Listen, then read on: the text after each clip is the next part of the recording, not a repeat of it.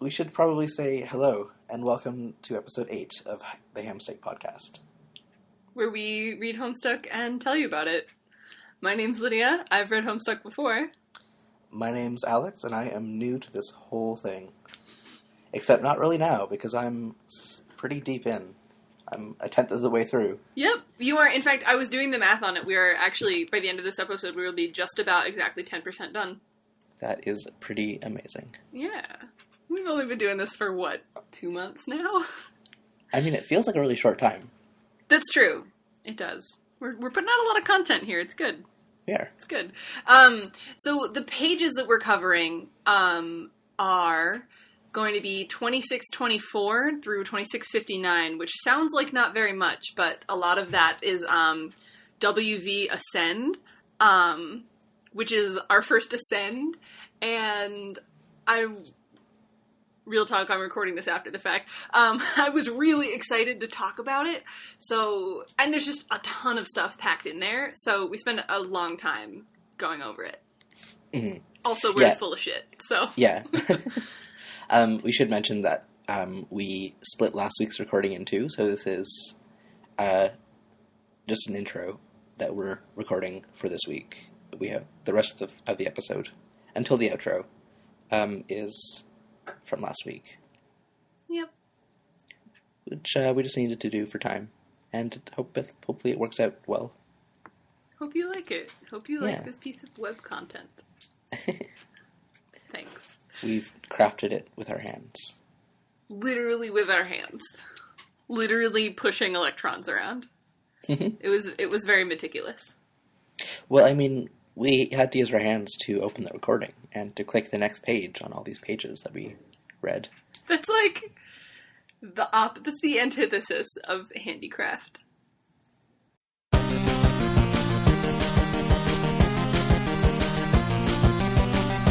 All right.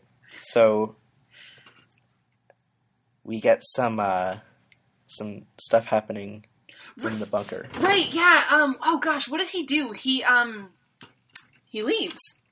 Yeah, so he leaves the room where the computer is and where Cantown is. Mm-hmm. Thinking he's going to go outside. Yeah, but then it locks behind him. The door locks behind him, and then he goes to climb up, and there's bars over the top of the tunnel. Right. So he is stuck in this tube, which immediately gives me, massively, closed in, stressed out feelings. Oh, are you claustrophobic? No, I'm not using the word because I'm not strictly speaking claustrophobic. It's not triggering, it's just oh. I don't know if that feels like a tense situation to everyone reading this, but I'm immediately fuck. Oh. Because I didn't remember how he got out of it either, so it's just It's almost out of batteries. What if the screen dies and then you, are trapped for eternity in this tube? Oh my god.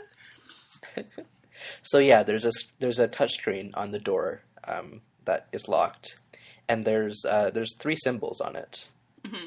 The first is the Spurb logo that we have in our podcast logo, if you are looking at that right now. Right.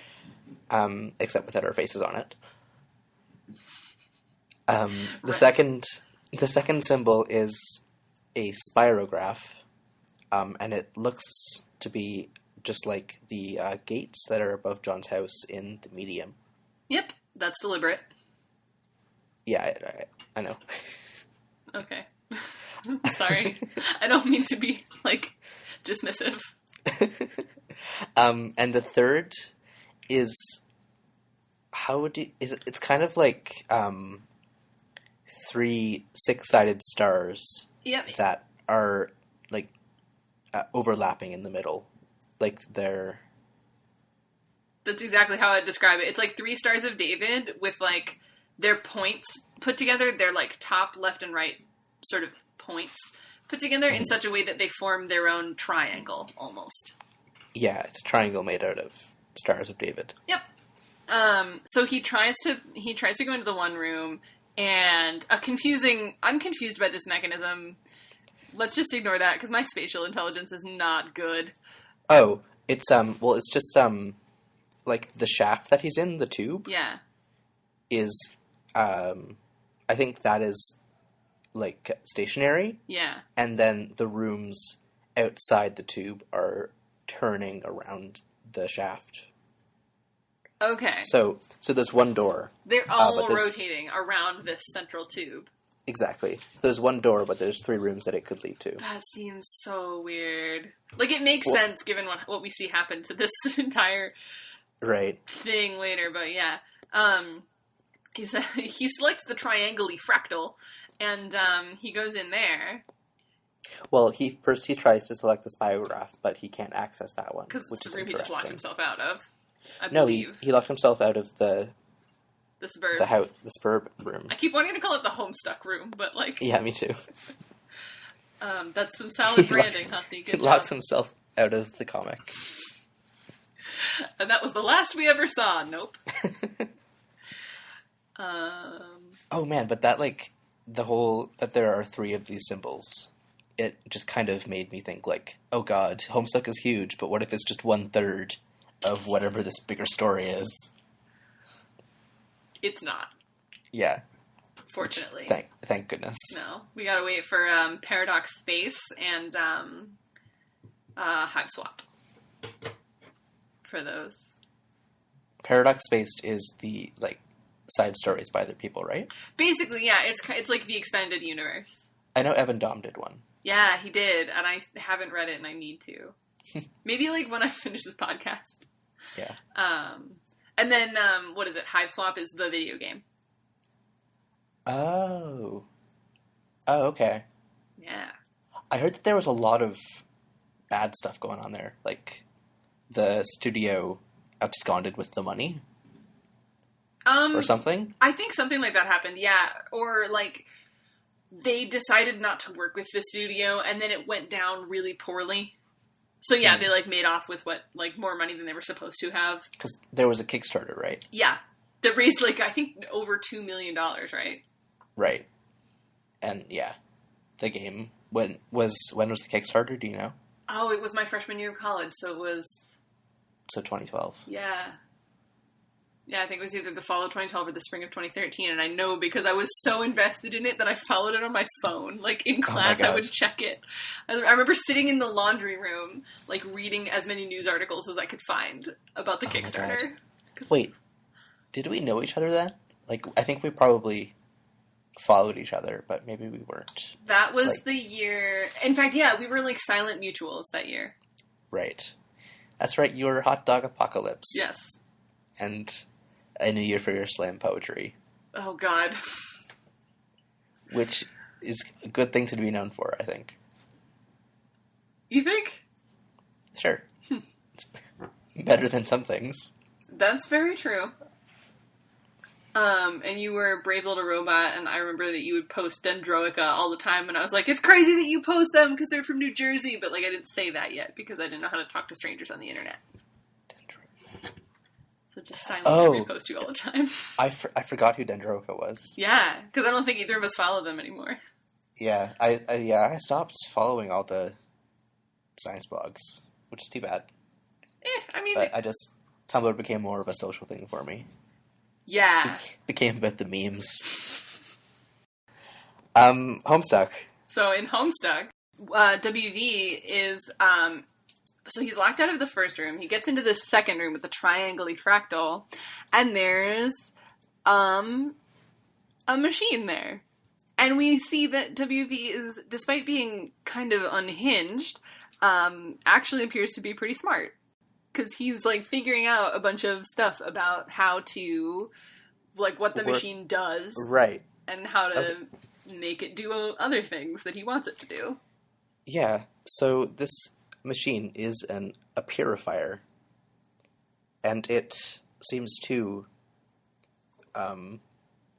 teleport an object from somewhere that you specify in time and space. Yep. Time is the interesting thing. You can, purify things from the past or the future. Right. So he purifies a pumpkin. Yeah. And it has a symbol on it. And he's like, I'm sure... It's like, you doubt it will ever prove relevant, which is just a really funny kind of meta joke at this point. Yeah. We all understand how this is gonna go. But yeah, so he purifies the pumpkin with a symbol. Yes, so he purifies the firefly. Yep. Out of the amber. Yeah, he saves her. Yeah. Which I love. I had forgotten that he does that. And he's like, I'll give her a name as soon as I can think of something whimsical enough. And then literally on the next page, he calls her Serenity. Which, God. Serenity the Firefly. I don't know if that would have been, like, not an obvious entire joke in 2009. When did Serenity... Wait, which one came out? It was Serenity was the movie, right? Yeah. When did that come out? I feel like Firefly was 2002, Google says. So I guess... Serenity the film came out in 2005. So it would have been fine. like... I mean... What? Yeah. I guess it's fine. Like, I don't have a problem with it. It's just like... it's just like... almost like secondhand embarrassment at how silly a joke that is. I think it's like levels of irony. I think the point is that, like... Probably, yeah. God, you're supposed to read it and just be like, fuck. Yeah. And so what I think is really, really adorable, and I had forgotten that she starts doing this so early, she, like, communicates by, like, flashing, and so... Yeah, in Morse code. Yeah, Huzzy actually writes out the Morse code on the page, and then if it's really important, he will type it out, but if it's, like, sort of ancillary, he won't, like, translate it, and so there's just Morse code on the page, so naturally I have a Morse code translator open on tab. Nice. She's just saying, let's go. So, Serenity the Firefly is encouraging WV to get out of this room that he's in, because there's a countdown going. Yes. And presumably something bad is going to happen at the end of that countdown. Right. So, WV, like, frantically is, like, grabbing a bunch of, like, stuff and, like, putting it into his pumpkin so that he can, like, bring it with him. And then, he goes to climb up the ladder out of the little station with, like, he cleverly purifies the bars that are locking him in to the room, so now he can get out because they're not there anymore. And then, as he's, like, about to climb out, it's like, psych! And he falls off the ladder back into the station. And he's out of time. And it goes, psych! And then I looked at the log, and 2 days passed. Oh, yeah. Wow. Yeah. So, yeah, that's probably the biggest cliffhanger so far. Yeah. Just, like, having no idea what's going on for 2 days at, like, this extremely tense moment. For real. And then, so what I don't like is he then doesn't really explain how it is that, like, he does, like, a ×2 psych out combo or something. And, we see that WV actually has escaped, because we see him... So what we see is WV ascend. And it's... When you see ascend as the action that takes you to a flash, you know it's going to be a really good flash. It's going to be long, it's going to be full of fast cuts to lots of super plot-relevant stuff.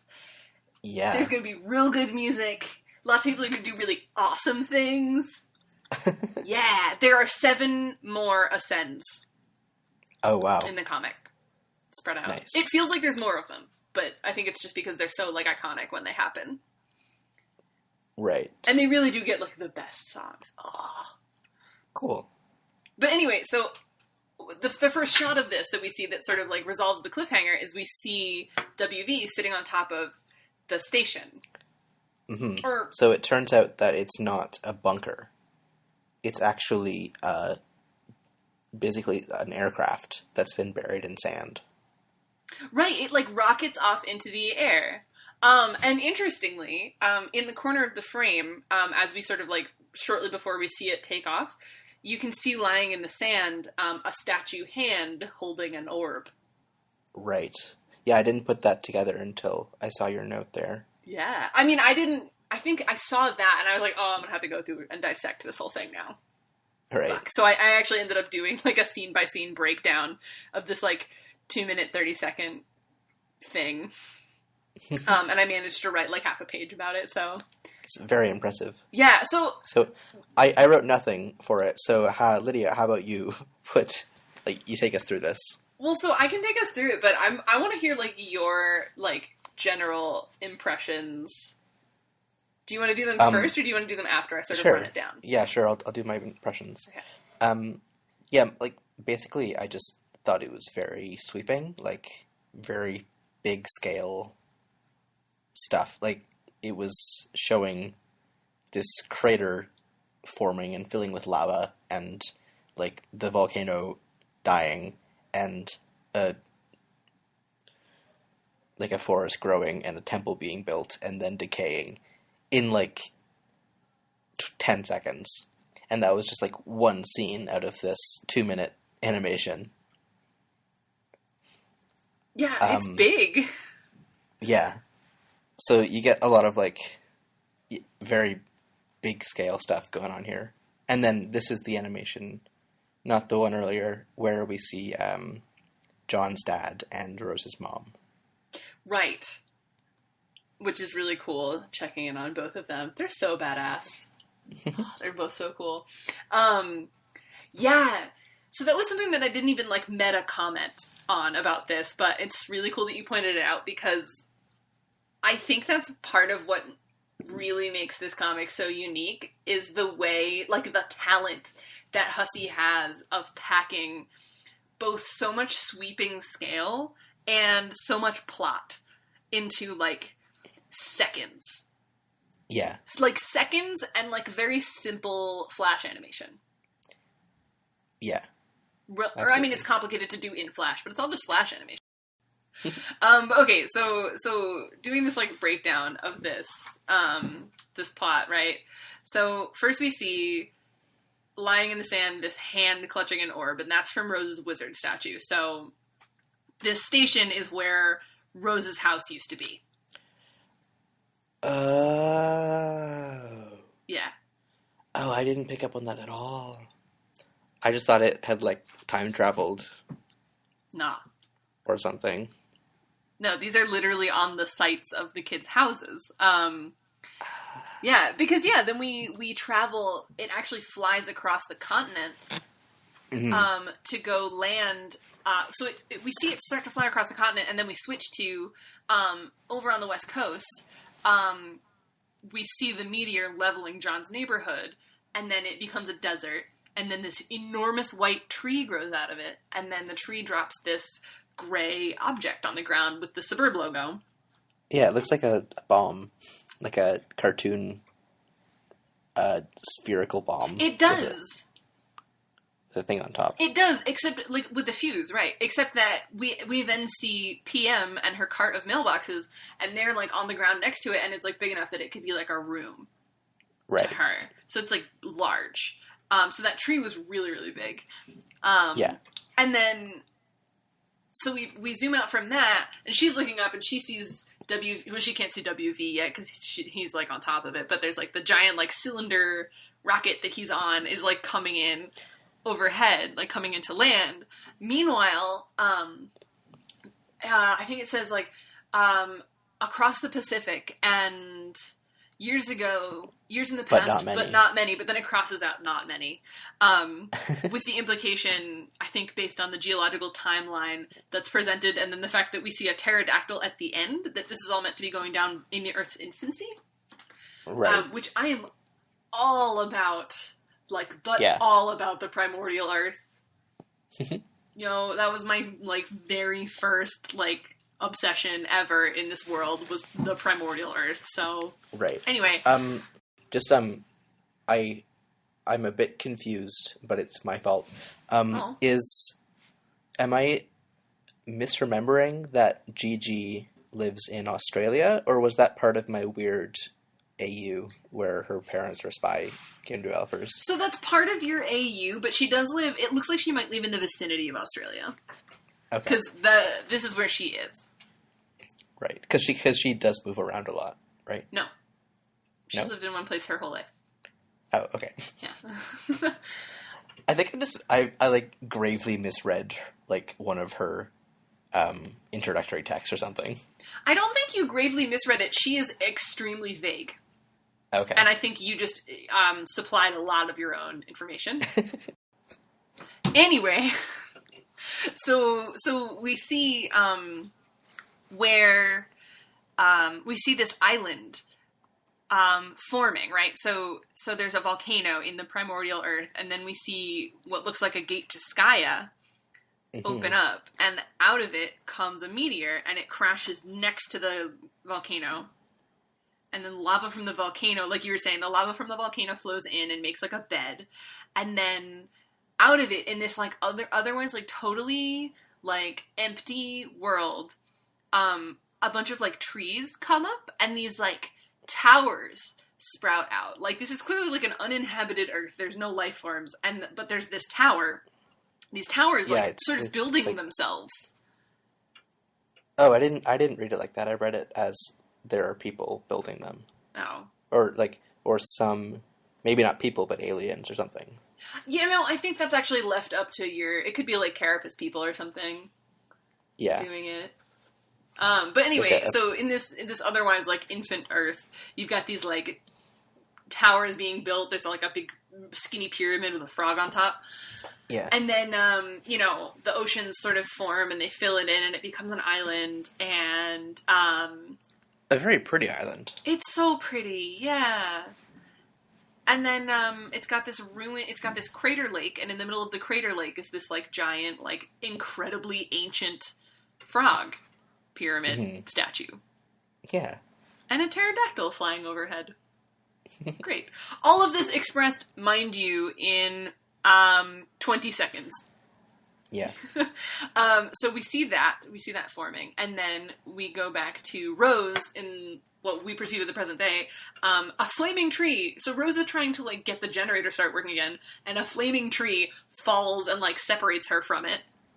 Mm-hmm. And then we see Rose's mom like being all like cool in her house with her martini, and she presses some buttons, and this like passageway opens up in the floor of Jasper's little mausoleum with a ladder down. So it's like, we see how Rose is gonna like escape. And I feel extreme relief because I worry for my girl. And then we cut over to these extremely tall purple like skyscrapers, right? Like Baroque, cool looking skyscrapers.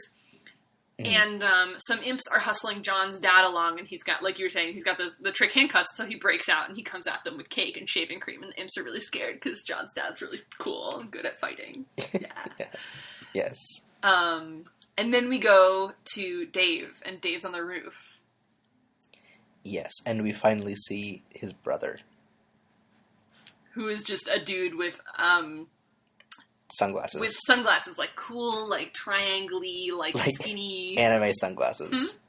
They're the sunglasses that Squirtle wears in Pokemon. Does Squirtle always wear those sunglasses? Nope, it's only when he's the leader of the squad. Oh. All the other Squirtles wear round sunglasses, and he wears these anime sunglasses. I will send you a link. I think I've seen it, but please do send the link. I'm going to put it in the show notes. Squirtle sunglasses.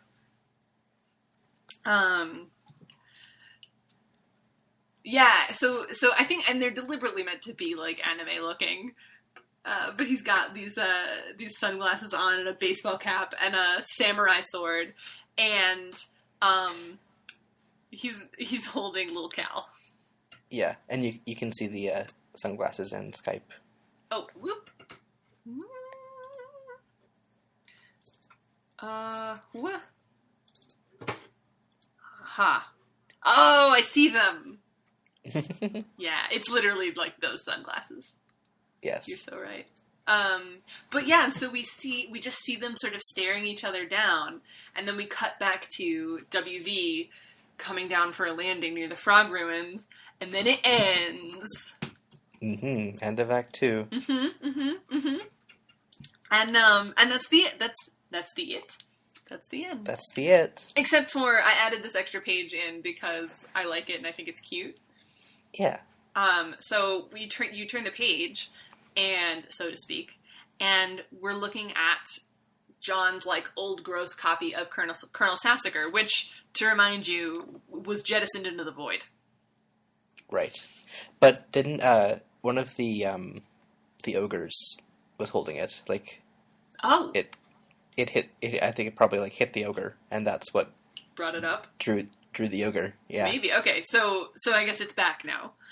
Yeah. Speaking of granularity and continuity.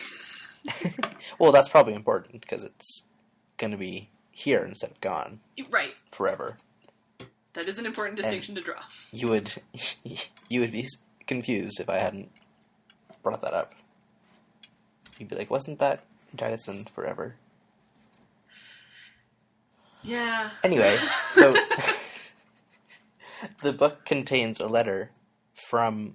So it's from Nana, but it's in this very hard to read kind of faux handwriting font. And I thought it said from Hannah, and I was like, who is Hannah? Hannah is not a boy's name! Remember that comic?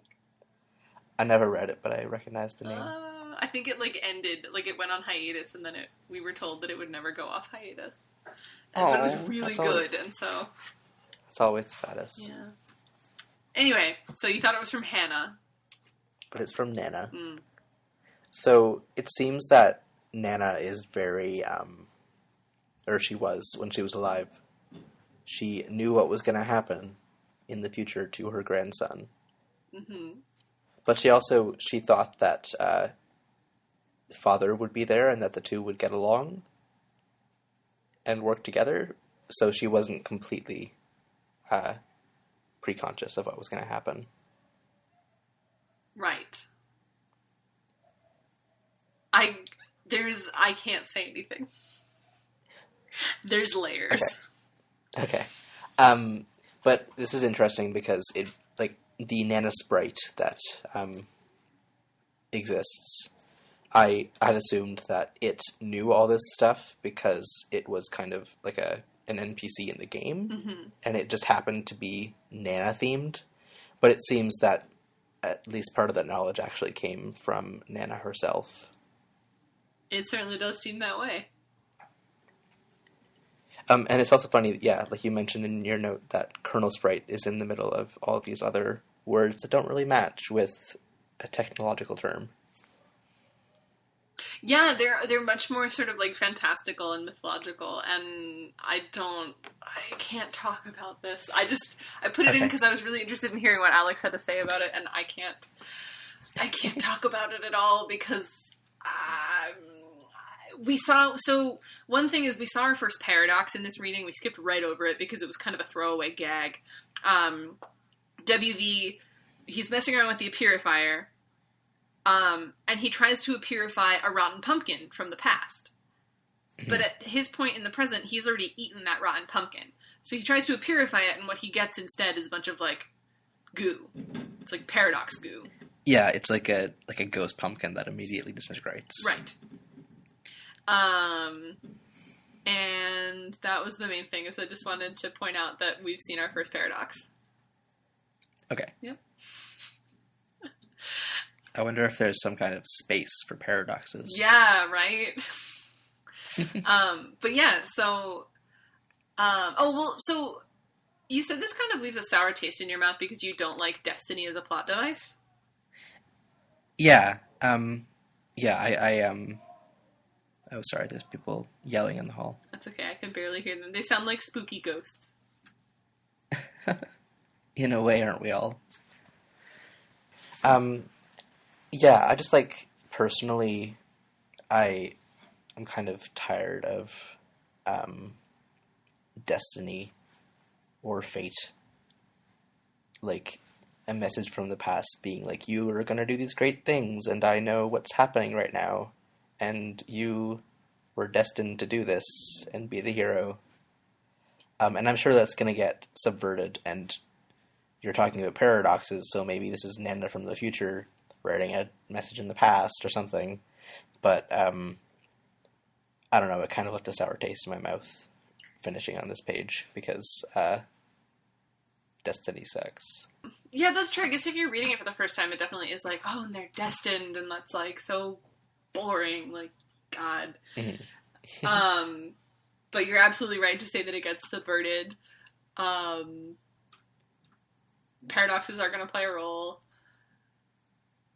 I'm so excited about this comic. I'm so frustrated that I couldn't like immediately click to the next page. Oh. This is like things are picking up and it's getting good and weird and like the flashes are really good now. Yeah. Yes. I promise it's much more interesting than like I was destined to be the hero and I'm struggling with that destiny. Oh no, yeah, I'm sure. I'm sure. But if you super hate it, like, do say that also, because that's always interesting.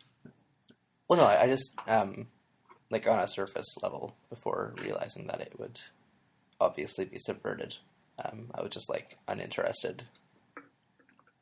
That's understandable. Destiny plots, like, straight-up Destiny plots are definitely pretty boring. Or, like, just pretty done.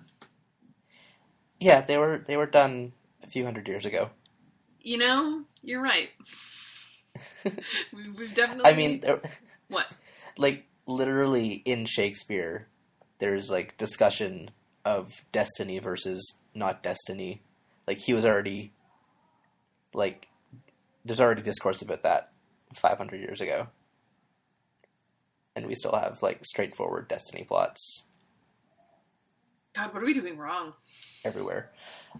We are very... simple creatures who want very simple stories. That's true. Well, and it's hard to ever be sure that free will is a thing. That's true. You know? So, like, I think on some level it plays into that whole, like... It's a way of, like, feeling... When you can't justify free will to yourself, like, actually finding comfort. Or it's sort of, like, a primitive middle way between, like... absolute, like, predetermination and self-determination, right? Where it's like, mm-hmm. Here's your destiny, but, like, you have to figure out how to fulfill it. Right. Type of thing. But, like, a very primitive way of saying that. Sure. Sure. So on that rock-solid piece of literary criticism, I think it's time to go to, Welcome back to the future. Yeah. Welcome back to the future. It's time for listener questions. Woo! Lydia, we have one listener question today, and it's a good one. Oh boy. Let me pull it up on Tumblr because I did not do that beforehand. All right, this is from listener Farmer Rot, who has asked us a question before. Okay. Hello. Repeat customer. Mm-hmm. The question is, if you were playing Suburb and had the lathe, what kind of garbage would you guys make combining items in your house? Oh, that's a really good question. Yeah, I like this. So is the deal that we need to do, like, I think part of the fun is you don't know how it's going to combine them. So, like, what would you attempt? Are we talking about, like, what would we combine just to see what would happen? Or, like, what would our end goals be? I think what would we combine to see what happens. Okay. I'm kind of just looking around at objects. I need a second here. I'm like the least inventive person in this world, so I'm actually like, I have everything I need. Why would I put things together? Well, I mean, kind of the conceit of this question is you definitely don't need whatever the output is. It's going to be a useless object. That's true. I don't know. I kind of want to see what would happen if I put all my books together. Would I get a mashup of all of them? Because there's a mix of, like, textbooks, like xylophone practice drill books. Oh. And, like, comics. I was thinking, like, a tesseract of, like, books with the same central point, but, like, going out at different angles. Okay. So it's just, like, this many-sided, like, intersecting rectangles. I think that sounds pretty cool. Totally useless, but, like, actually would make a decent centerpiece. You could maybe read some parts by like pulling out a corner of one of the pages, but you couldn't move it very far because there'd be other books in the way. All right, I'm down.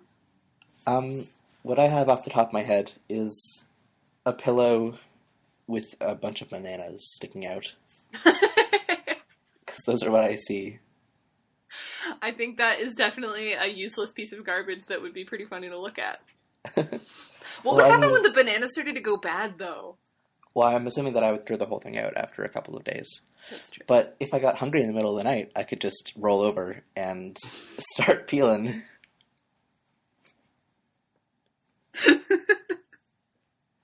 So I think, actually, I've accidentally made something useful. Yeah, At least for one night. But then, like, you also have to find a way to, like, I feel like the conceit is also such that there definitely have to be so many bananas in it that you, like, couldn't really put your head down comfortably. No, this is object in my house, and I have a bunch of 5 bananas here. So that is reasonable. You think you could, like, you'd make sure that they were arranged so that... Well, I couldn't control how they come out in the object. But, I mean, I have room on my bed for 2 pillows. Okay.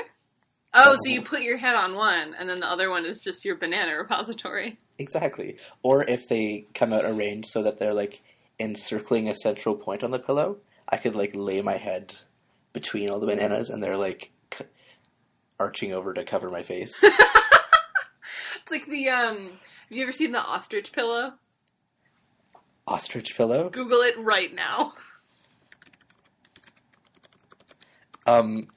Ostrich pillow is the first suggestion for just ostrich. And you'll see why. Oh yeah. Okay. So it's, for those of you who don't want to Google, it is kind of an orb that you put around your head. It covers your eyes, and it leaves your mouth and nose free, and it's padded, and there are 2 holes above your head, and you can lay the whole thing down and put your hands in the holes with your head on a desk or something. And that's like an ostrich burying its head in the ground. Which they don't actually do, by the way. They don't? No. Why do people think that they do that? It's just one of those myths. Like, just total myths? Just completely unsubstantiated? Exactly. It's bizarre. I wonder where it came from.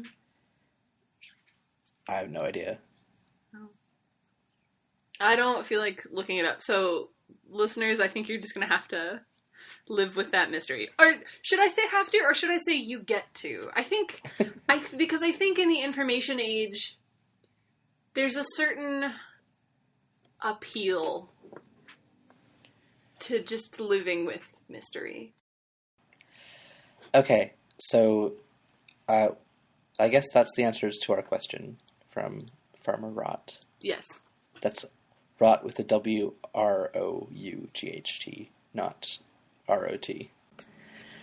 So we have another, not a question, but a comment, or maybe a correction, which I guess you can send in to us.